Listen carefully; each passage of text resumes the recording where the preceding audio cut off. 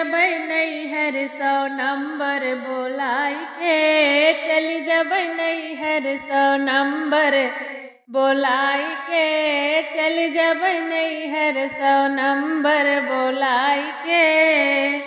का करी है मम्मी तहर, का करी है पापा, का करी है मम्मी तोहर, का करी है पापा, का करी है गौआ के लोग समझाई के, का करी है गौआ के लोग समझाई के।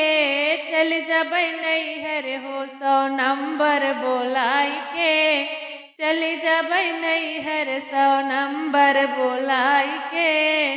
का करी है भौजी तोहर, का करी है भैया, का करी है भौजी तोहर, का करी है भैया, का करी है रान पड़ोसी समझाई के, का करी है रान पड़ोसी समझाई के।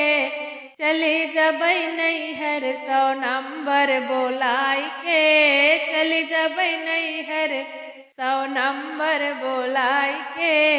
का करी है बहिन तोहर, का करी है बहनोई, का करी है बहिन तोहर, का करी है बहनोई, का करी है लहुरा देवर समझाई के, का करी है लहुरा देवर समझाई के।